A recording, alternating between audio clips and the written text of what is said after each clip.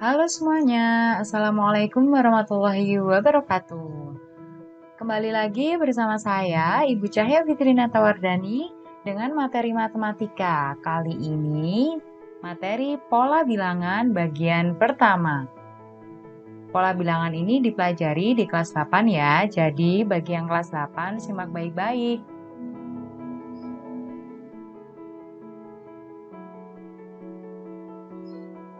Tujuan pembelajaran kali ini yaitu yang pertama, kalian dapat menentukan pola dan barisan bilangan melalui diskusi Google Meet dengan baik. Yang kedua, kalian dapat menentukan pola dari suatu konfigurasi objek. Oke, kali ini kita akan belajar yang tujuan pertama dulu. Sebelumnya, mari kita amati ya.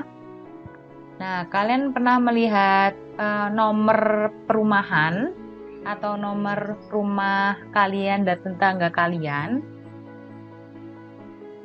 Nah, kira-kira urutan nomor rumahnya semakin bertambah atau semakin berkurang?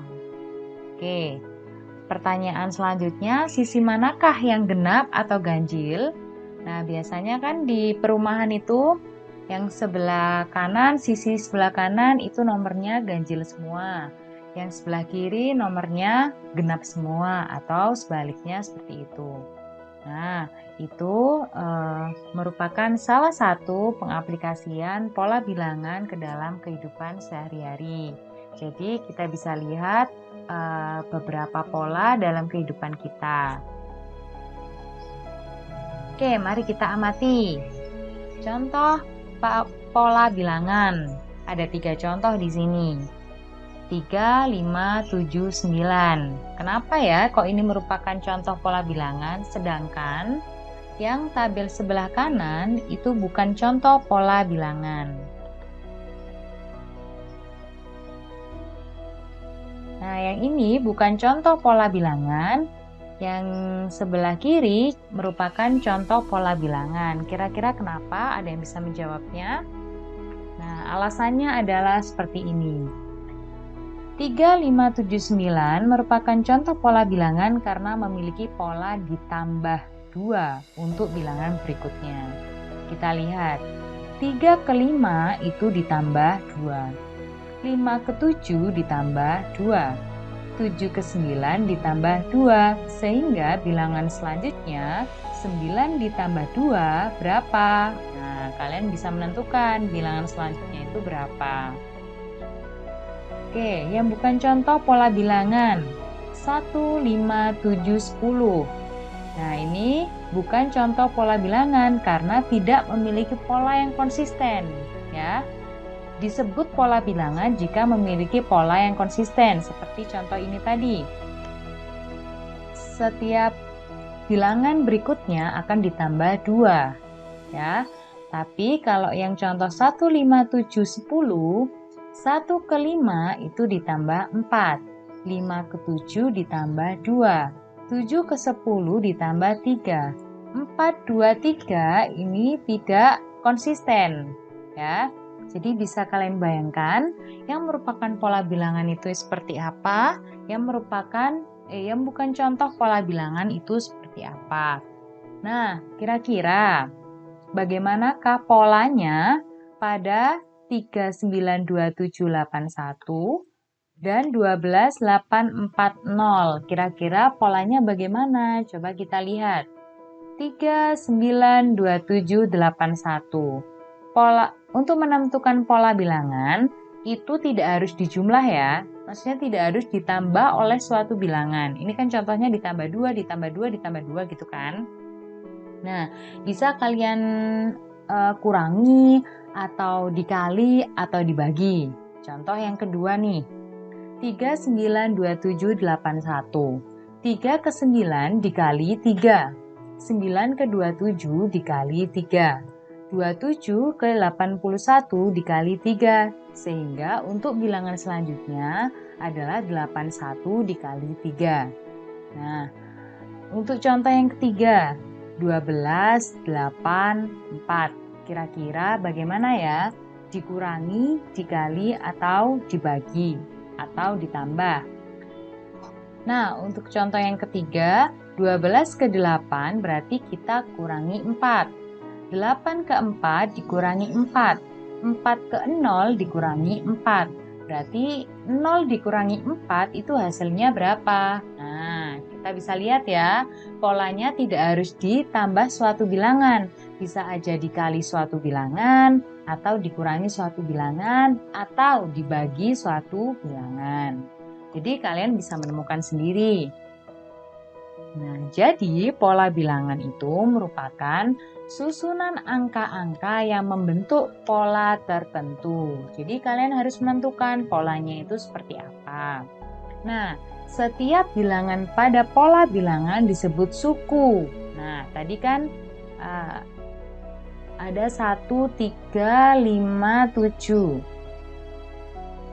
Nah, misal ini pola bilangannya.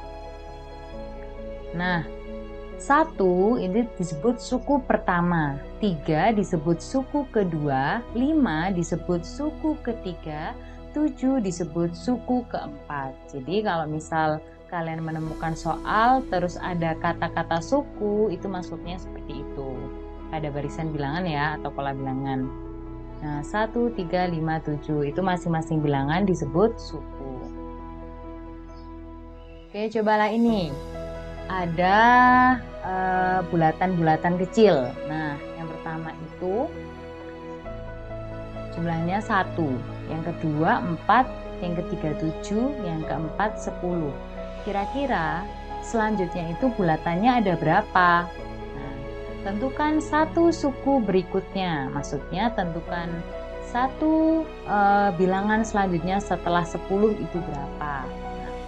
1 ke 4 itu diapakan? Ditambah atau dikurangi atau dikali suatu bilangan. Oke, 1 ke 4 ternyata ditambah 3 bisa. 4 ke 7 ditambah 3, 7 ke 10 ditambah 3. Lalu misalnya dikali, coba deh. 1 ke 4 itu bisa dikali 4. 4 ke 7 apakah bisa dikali 4? Oh, ternyata enggak bisa, berarti bukan itu polanya. Oke, 1 ke 4 nggak mungkin dikurangi ya. Oke, berarti 1 ke 4 juga dibagi berapa? Nah, berarti yang benar adalah 1 ke 4 itu ditambah 3. 4 ke 7 ditambah 3, 7 ke 10 ditambah 3. Berarti lingkaran selanjutnya berjumlah berapa? 10 ditambah 3, berarti hasilnya adalah 13.